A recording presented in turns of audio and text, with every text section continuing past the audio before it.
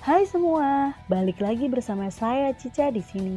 Kali ini saya bakal ngelanjutin alur cerita 5 Daudi versi novelnya ya. Dan semoga kalian suka. Oke, tanpa banyak basa-basi, yuk kita simak alur ceritanya.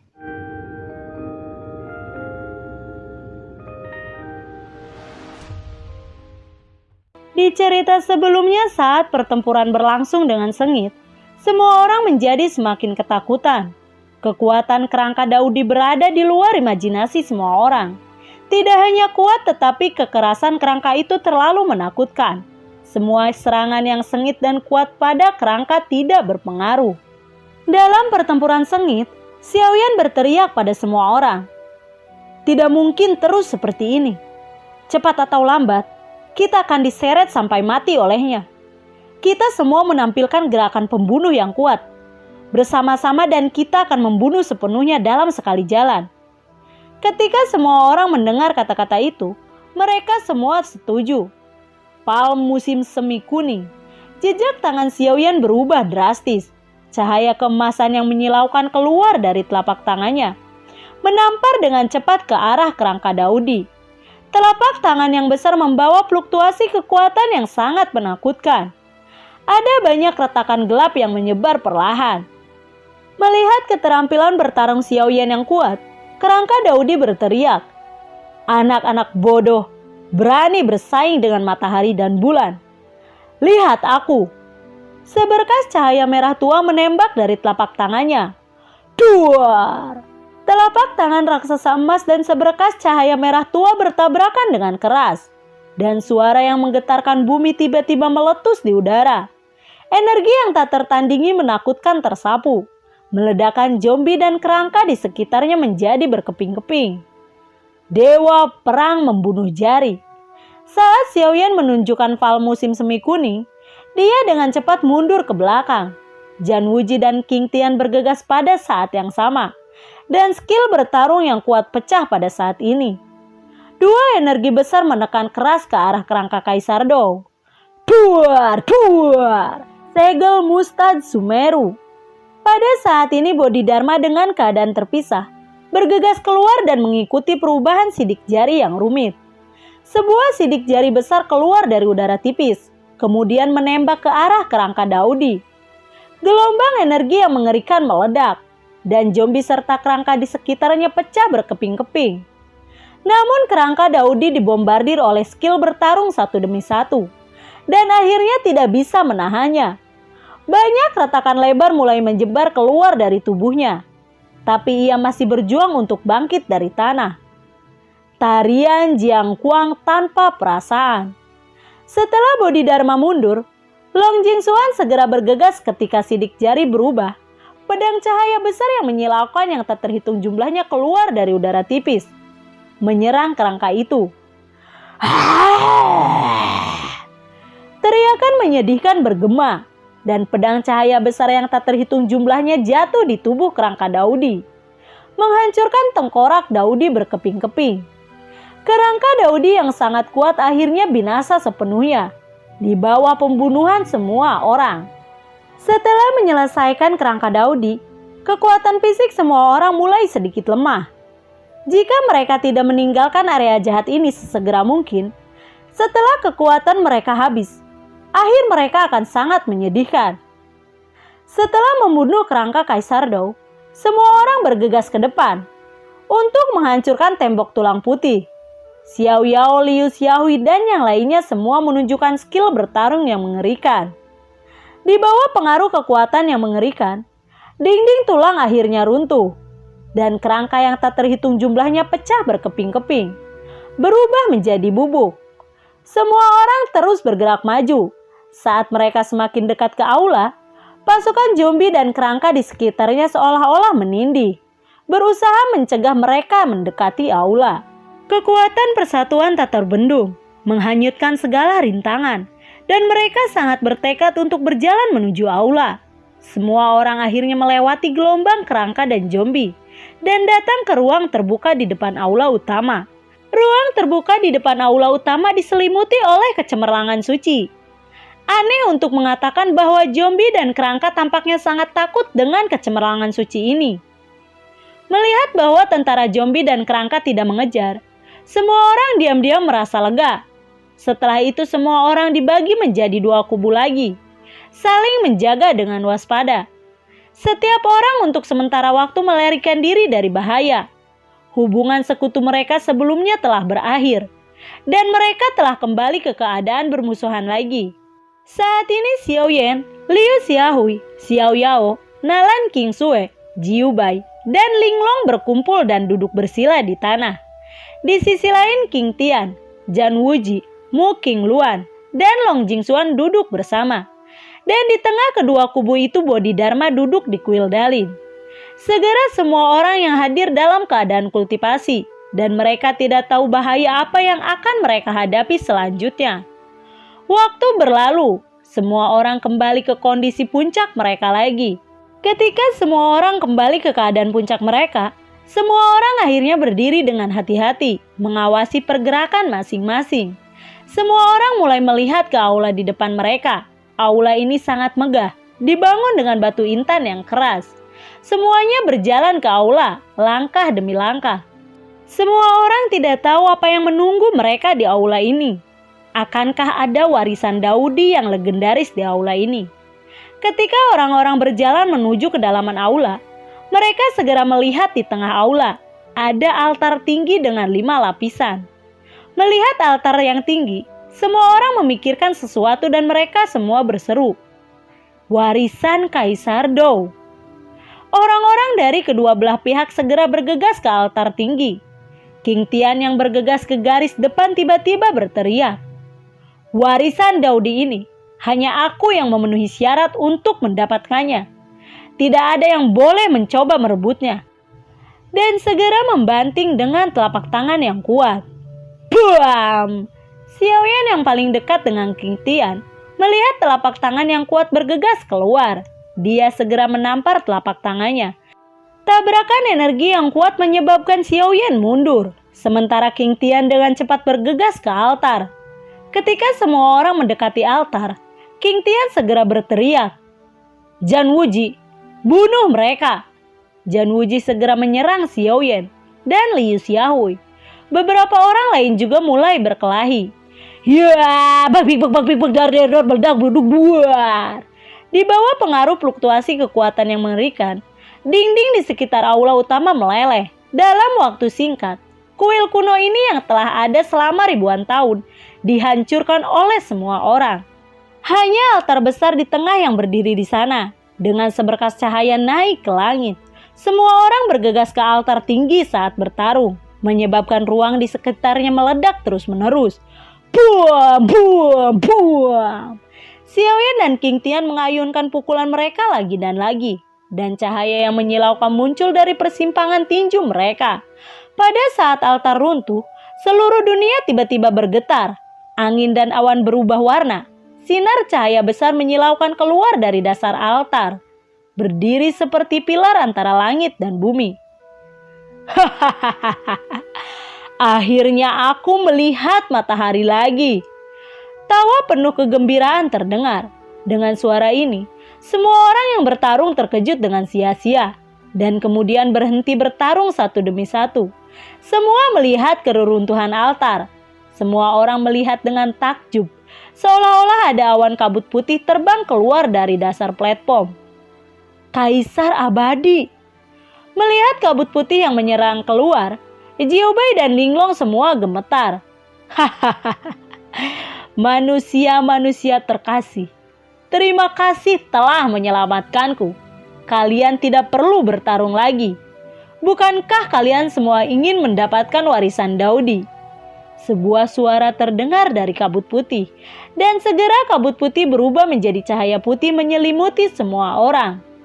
Ketika sekelompok cahaya putih menyelimuti semua orang tiba-tiba merasa ketakutan dan kehilangan kendali atas tubuh mereka. Kekuatan yang sangat menakutkan dan rasa sakit yang tak ada habisnya melonjak. Apakah ini yang disebut warisan Kaisar Dou? Pada saat ini jejak penyesalan lahir dari hati semua orang. Untuk warisan Kaisar Daudi, berapa banyak upaya yang telah dilakukan semua orang. Mengalahkan banyak orang kuat, memasuki 10 besar konferensi, berperang melawan tentara zombie, tentara tengkorak, dan tentara pertempuran tengkorak. Namun setelah begitu banyak usaha, warisan Daudi yang mereka peroleh tidak seperti yang dibayangkan. Dalam perasaan mereka tidak menerima kekuatan warisan, tetapi dibawa pergi. Tiba-tiba, Xiaoyan menghilang dari udara tipis, seolah-olah telah menguap. Kemudian King Tian, Jan Wuji, Liu Xiaohui, Nalan, King Sui, Xiao Yao, dan yang lainnya menghilang dari udara, seperti yang dilakukan Xiaoyan. Setelah semua orang menghilang, kelompok cahaya putih juga perlahan menghilang di kehampaan. Di alun-alun besar di kedalaman pegunungan abadi, alun-alun yang semula sepi sekali lagi ramai pada saat ini. Dalam waktu sekejap, sudah setengah tahun sejak 10 pemuda terkuat memasuki ranah kaisar. Dan hari ini adalah hari ketika 10 pemuda terkuat meninggalkan ranah kaisar. Karena itu banyak orang menunggu 10 besar untuk keluar dari ranah kaisar. Guru Sui, sudah waktunya untuk keluar. Mengapa mereka belum keluar? Seorang pria parubaya jangkung bertanya kepada Sui Xuan Yue dengan suara rendah.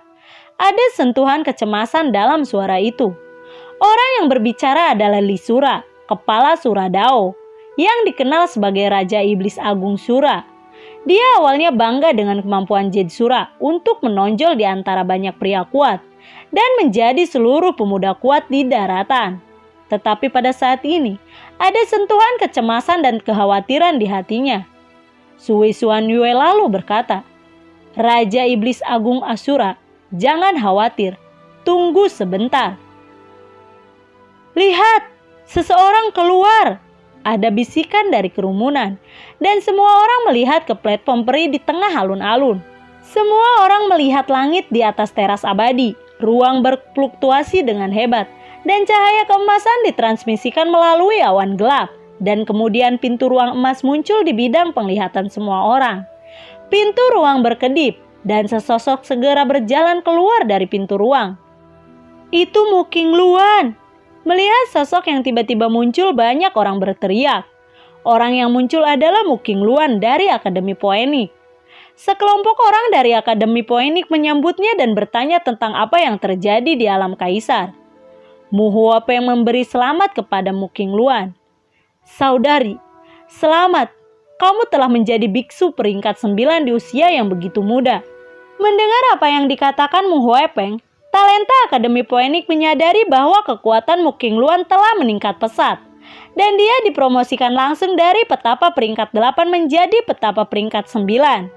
Mu Qingluan lalu berkata, Aku ingin kembali ke kota Poenik sesegera mungkin. Ayo kita pergi. Lalu kemudian terbang menjauh dari alun-alun. Segera setelah kelompok Akademi Poenik pergi, King Tian dan Jan Wuji juga keluar dari pintu ruang. Saat keduanya muncul, semua orang di alun-alun merasa bahwa keduanya telah berhasil dipromosikan dan menjadi santo yang bertarung. Namun yang membuat semua orang bingung adalah bahwa King Tian dan Jan Wuji tidak tampak sangat bersemangat, tetapi ekspresi mereka agak tertekan. Melihat itu semua orang terkejut. Apa yang terjadi dengan 10 pemuda kuat di dunia kaisar? Mengapa orang-orang muda yang keluar itu tampak lesu dan tertekan? Setelah Jan Wuji dan King Tian muncul, orang-orang dari Akademi Dewa Perang dengan cepat menyambut mereka. Melihat ekspresi tertekan kedua orang itu, semua orang hendak bertanya. Tetapi King Tian lalu berkata dengan suara rendah, Ayo kita pergi. Ketika melihat King Tian, Raja Iblis Agung Sura datang ke King Tian dan bertanya, Bagaimana Jade Sura? Kenapa dia belum keluar? Jade Sura sudah mati. King Tian menjawab dengan kosong. Mendengar ini wajah Raja Iblis Sura berubah drastis dan dia bertanya, Siapa yang membunuhnya? Siapa lagi yang bisa selain Xiaoyan? King Tian menjawab dengan senyum dingin. Kemudian dia terbang keluar dari alun-alun bersama Jan Wuji. Melihat King Tian dan Jan Wuji pergi, orang-orang dari Akademi Dewa Perang juga mengikuti. Xiaoyan, jika aku tidak menghancurkan tubuhmu menjadi beberapa bagian, aku akan berpura-pura menjadi Raja Iblis Agung Sura. Raungan Raja Iblis Agung Sura bergema sia-sia di dunia ini. Jetsura adalah keturunan Suradao yang paling menonjol di zaman modern. Tetapi sekarang dia mati di tangan Xiaoyan. Dan Raja Iblis Sura yang agung tiba-tiba memiliki niat membunuh di dalam hatinya. Mengikuti King Tian dan Jan Wuji, Liu Xiaohui, Xiaoya, Nalan, King Sui, Bodhidharma, dan Long Jingxuan juga berjalan keluar dari gerbang ruang satu demi satu. Melihat pemuda yang kuat telah keluar dari kerajaan, semua orang dengan jelas merasa bahwa dalam 6 bulan yang singkat ini, kekuatan beberapa pemuda telah membuat kemajuan besar. Tampaknya beberapa pemuda yang kuat semuanya telah memperoleh warisan Kaisar Dou.